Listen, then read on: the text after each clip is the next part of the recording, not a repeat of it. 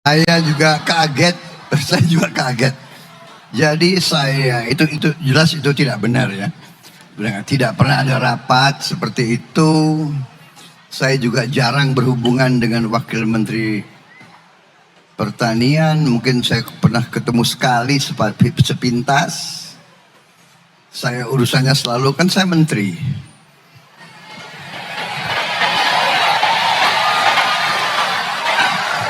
Aku menteri, urusannya sama menteri.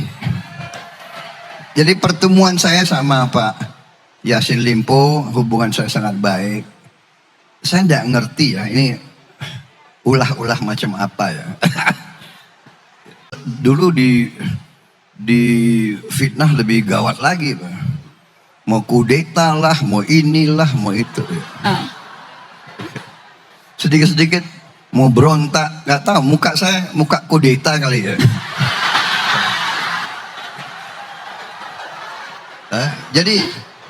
Jadi ini ya, ini koreksi kita ya. Ini adik-adik mahasiswa, nggak enak memanggil. Pantasnya kalian tuh anak-anakku. Tapi nggak, nanti rasanya tua banget nggak ya, sudah. Anak adik-adikku, adik-adik mahasiswa, nanti kalian akan ambil alih negara ini. Ini negara masa depan kalian punya. Kalau jadi pemimpin jangan seperti itu, nggak usah, ya kan? Baik-baik aja. Demokrasi itu harus baik-baik.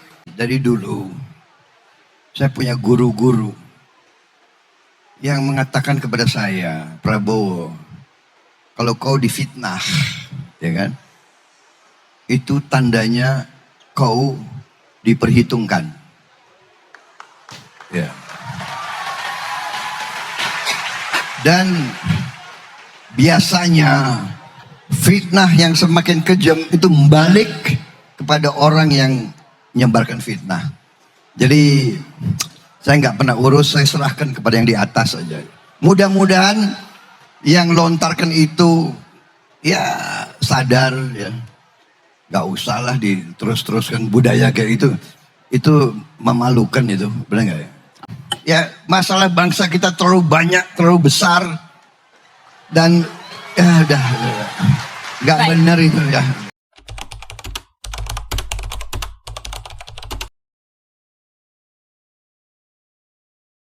Oh sama sekali tidak.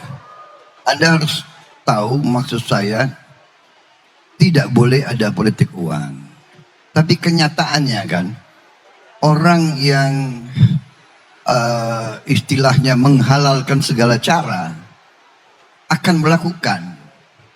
Nah ini kita harus mendidik rakyat untuk tidak terpengaruh. Kalau dia mau bagi-bagi uang, ya kan, terima aja, tapi jangan ikuti. Berarti akan patah sendiri, lama-lama nggak mau dibagi lagi. Itu maksud saya. Ya.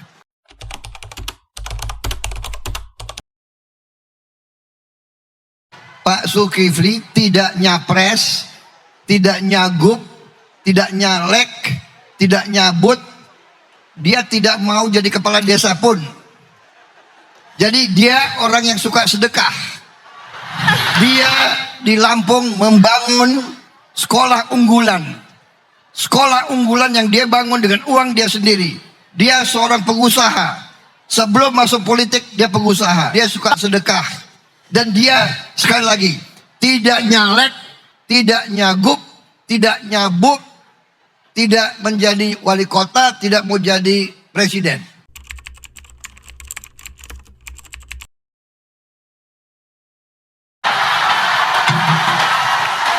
Tunggu dong, kasih aku kesempatan menjawab. Saya katakan, terima uangnya, ikuti hatimu. Kalau hatimu tidak suka PAN, jangan pilih. Ikuti hatimu, ikuti hati nuranimu. Apa yang kurang jelas?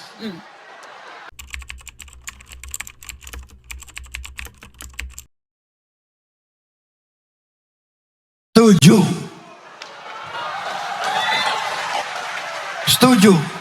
Karena itu di mana-mana saya bicara, mohon juga para pakar dari Fakultas Politik, Hukum, coba pikirkan, cari sistem yang memungkinkan sistem pemilihan pemimpin dan wakil kita tidak mahal.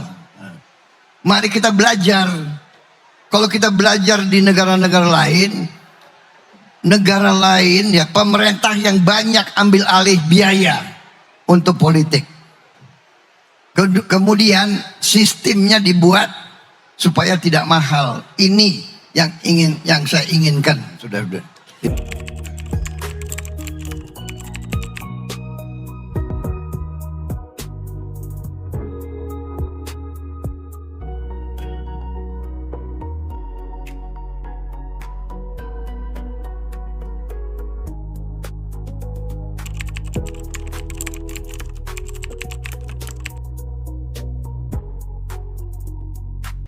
Saya kira bukan aman ya, dalam arti yang saya katakan tadi. Apakah umpamanya ya saya punya tanah yang sudah berapa puluh tahun ya kan, tentunya nilainya tambah di atas kertas. Kalau saya butuh uang, saya mau jual, siapa yang mau beli? Belum tentu ada yang mau beli, ya kan? Tapi saya akui dalam beberapa keadaan terjepit, saya hidupnya dari jual aset. Jual tanah untuk membiayai kebutuhan-kebutuhan partai saya dan sebagainya. Sekarang saya dengan gagah berani mengatakan partai saya yang banyak membiayai saya. Kalau saya panggil anggota saya, mereka kadang-kadang bayar sendiri. Nah itu. Jadi kalau partai yang semangat, partai punya idealisme, dia akan bayar sendiri. Itu yang saya ingin sampaikan. Jadi sekarang self financing sudah berjalan. Contoh, tidak pernah saya kasih uang untuk Gerindra di provinsi, Gerindra di kabupaten, tidak. Mereka sendiri. Mereka bikin kantor sendiri. Mereka bangun kantor sendiri di mana-mana. Ya, kita adalah partai dari bawah. Terima kasih.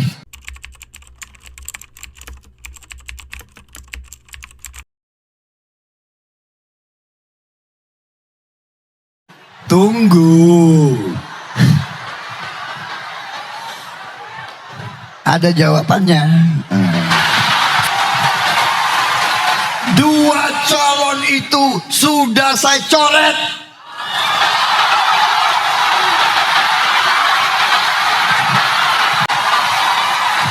Karena calon legislatif kita saya kira berapa belas ribu itu. Berapa belas ribu calon. Ya kadang-kadang verifikasinya lolos begitu ya. Baik.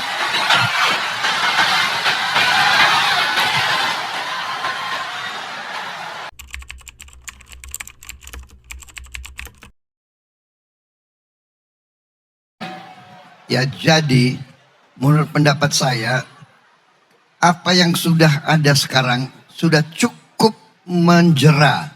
Bayangkan orang yang korupsi ya disita hampir semua kekayaannya, dimiskinkan. Selain hukumannya cukup panjang, ada yang berapa puluh tahun dan sebagainya dan sebagainya. Saya kira asal kita laksanakan dengan benar, ini cukup jera. Saya tahu maksud beberapa orang, maunya kan hukuman mati seperti di Tiongkok, ya kan? Ternyata orang kalau nekat, ya nekat aja. Di Tiongkok sudah ada hukuman mati, masih ada korupsi yang besar-besaran di sana. Jadi kalau menurut saya, cara mengatasi korupsi, kita harus mulai dengan sistemik. Sistemnya dibuat. Ya. Jadi contoh, ya sekarang pemerintah sudah naikin gaji 8%. Menurut saya setelah saya hitung, kekayaan negara kita dan potensinya dan sebagainya, kita mampu menaikkan secara signifikan gaji hampir semua pejabat yang punya wewenang menentukan. Saya kira itu yang bisa kita lakukan. Ada beberapa contoh di negara-negara Afrika, pejabat-pejabat yang berhasil 5 tahun melaksanakan tugasnya, di ujungnya dikasih bonus yang cukup besar. Kemudian kalau kita lihat contoh di banyak negara, untuk pejabat-pejabat tertentu disiapkan rumah sakit, dia bisa berobat dengan baik, gratis. Disiapkan juga perumahan, dia pensiun, dia bisa punya rumah sendiri. Kemudian anak-anaknya bisa sekolah asal memenuhi persyaratan akademis. Jadi istilahnya dibagi kompensasi dalam bentuk pelayanan in kind begitu. Nah, saya kira ini bisa banyak mengurangi korupsi. Ya.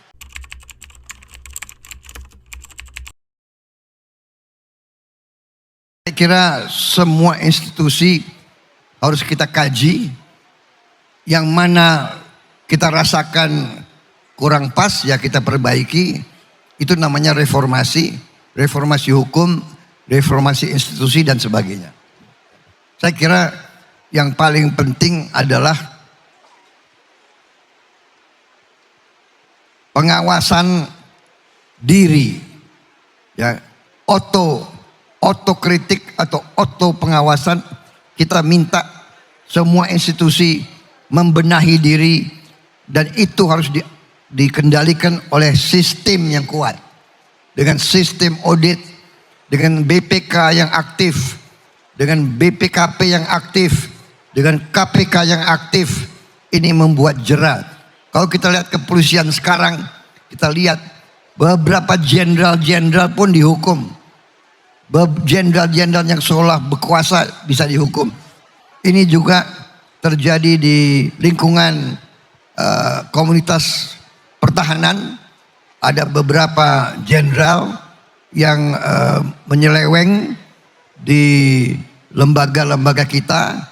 Kita minta kejaksaan untuk usut.